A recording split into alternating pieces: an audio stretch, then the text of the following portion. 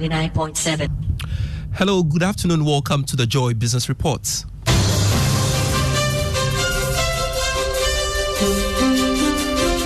Coming up in this edition, Chamber of Petroleum Consumers (COPEC) asks National Petroleum Authority to remove all substandard petroleum products distributed to oil marketing companies as the regulator reviews the national standards for gasoline. And Institute of Statistical, Social and Economic Research (ISE) questions government's tax reliefs, saying it will have a limited impact on industries. And Ghana Chamber of Telecommunication expresses worry about the overtaxing of the industry sector. We have details of these and many others lined up for you. Please stay.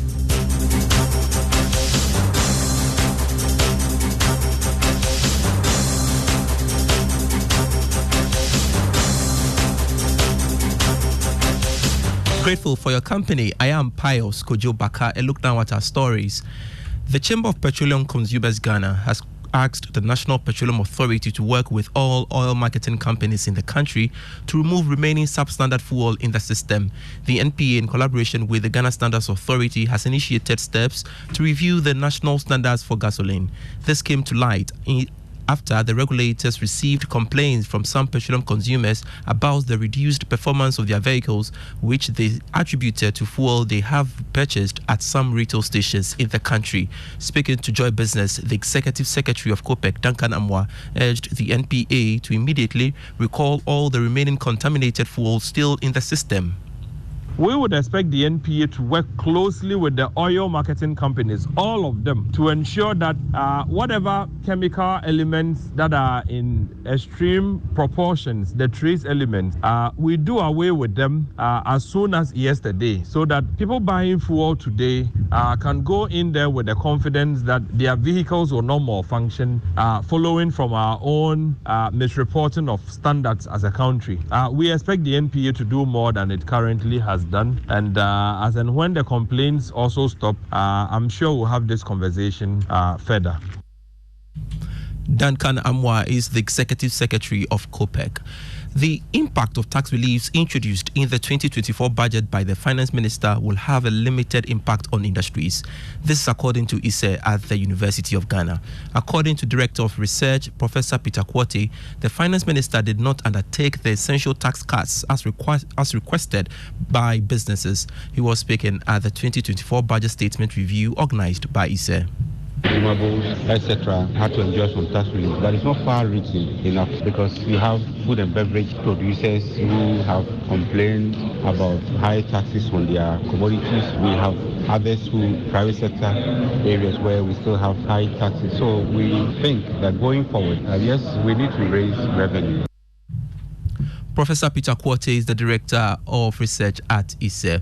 Still on taxes, the Ghana Chamber of Telecommunications has expressed worry about the overtaxing of the industry sector. According to the Chamber, this has slowed down capital projects. It therefore wants government to take a second look at the numerous taxes imposed on industry players. Ken Ashigbe is the Chief Executive Officer of the Chamber and has been speaking at the launch of a 2022 Mobile Industry Transparency Initiative. When you take taxes that are collected by GRA and the taxes we pay, the contribution is 7.28%. And so you see the inequity that is here, that our revenue in terms of all the revenues put together, GDP, is 2.7%, 2.3%. But when it comes to our contribution to tax, we are paying almost 3 times, 7.3%.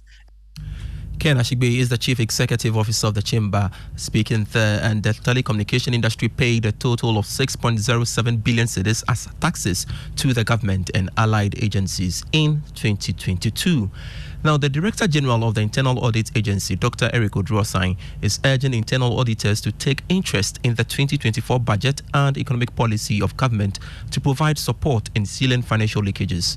Dr. Odruosai was speaking to Joy Business after addressing the 2023 Board and Chief Executives Governance Workshop by the Institute of Internal Auditors in Accra. if we will be able to reposition and capacitate internal auditors so that they will be the gatekeepers and will rather use the preventive approach to corruption, we'll be able to reduce corruption, channel resources into national level development. As far as the 2024 budget is concerned, there is a lot of space in there for businesses and internal auditors to be able to support Ghana to recover. At the moment, we have internal auditors leading the charge as far as reporting on the implementation of the National Anti-Corruption Action Plan is concerned. Director General of the Internal Audit Agency, Dr. Eric Odro Osai, speaking there.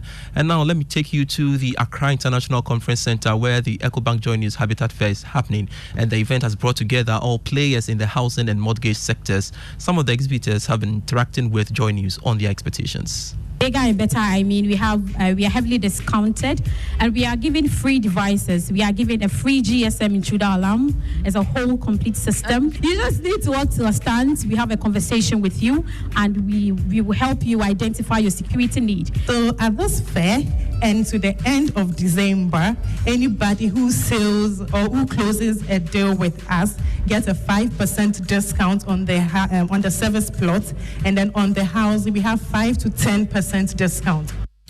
Some exhibitors at the Joy News EcoBank Habitat Fair currently ongoing at the Accra International Conference Center, and the event will continue tomorrow and also over the weekend. Make a day to visit the Accra International Conference Center.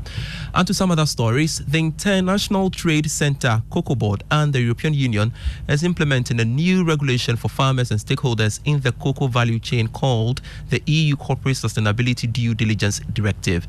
This new regulation is to hold players accountable and ensure that they establish systems to mitigate environmental and social risks in the course of the operations.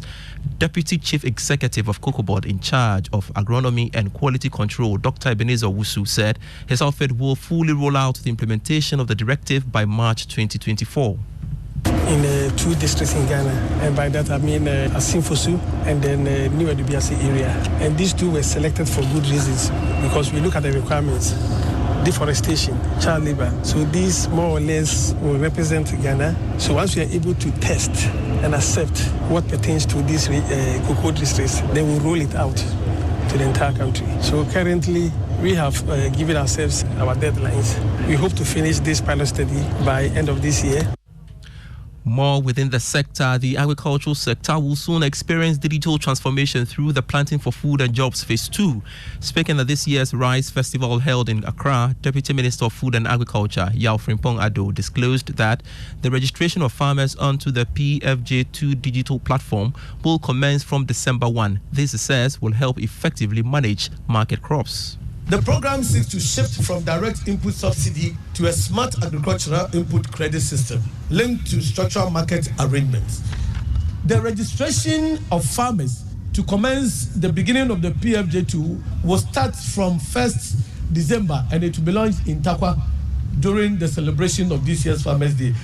Because it's upon the registration that your beautiful 5-acre farm will be captured on the platform. You're still listening to the Joy Business Report.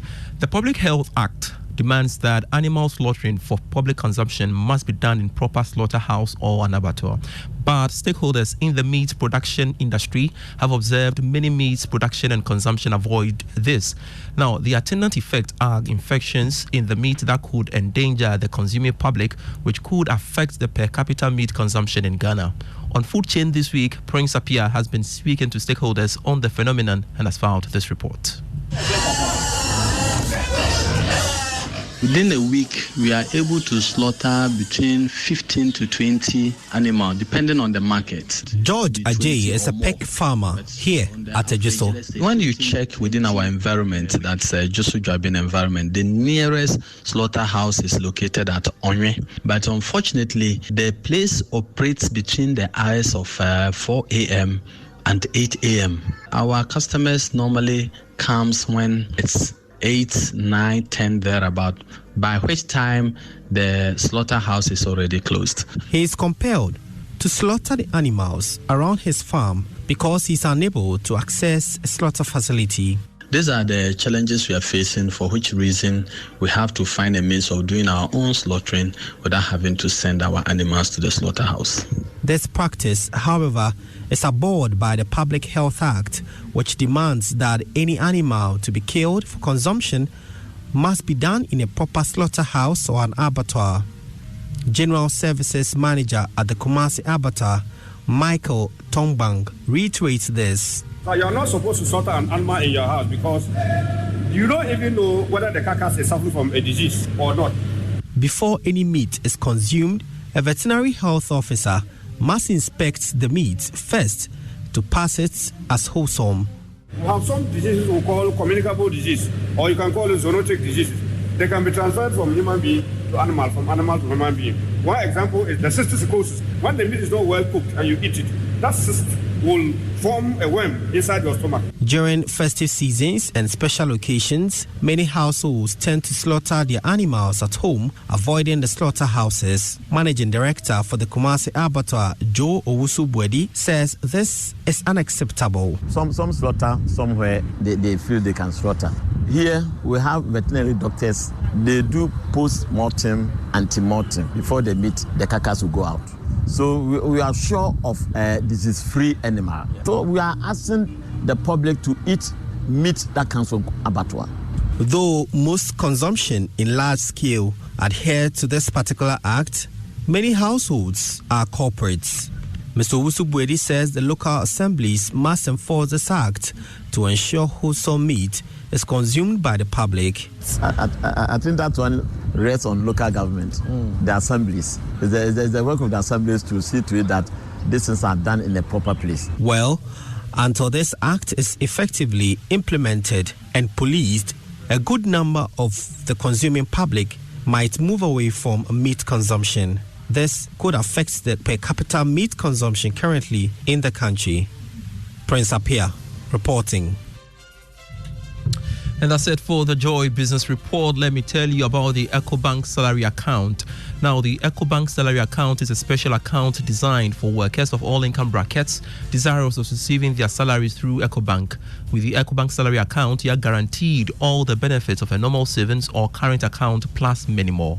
EcoBank salary account gives workers free life insurance cover of up to 10,000 cedis, 24/7 access to cash and e-banking services, internet and mobile banking services, high interest on savings, no minimum balance, ability to save through the EcoBank Save as you spend, a unique feature that helps customers to save and invest. Remember, the insurance policy covers death, permanent or temporary disability, critical illness, hospitalization, retrenchment, and more. Savings or current account holders at EcoBank do not have to close the existing accounts to enjoy the numerous benefits of the EcoBank salary account.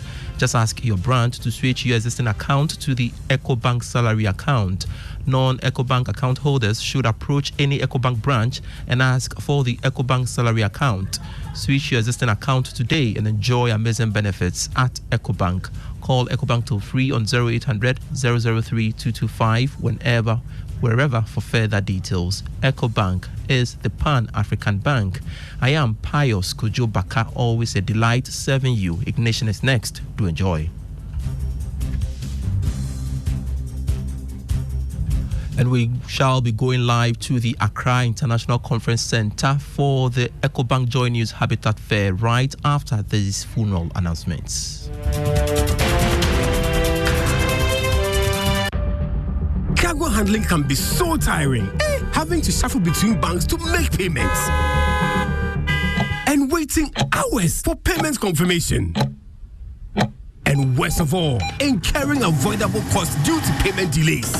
Chalet. But with EcoBank, making cargo payment has become super convenient through their digital self-service and in-branch channels. Sail smoothly with EcoBank and experience our one-stop payment solutions for all your cargo-related payments. Pay your customs duties and all levies, terminal handling and shipping line fees, and enjoy smart financing solutions to support your cargo handling operations. Contact us on 0800 003 225 or walk into the nearest EcoBank branch to find out more. EcoBank, the Pan-African Bank. Super Hits Radio. Joy 99.7. This is Joy 99.7 FM. I would like to have your attention for some funeral announcements.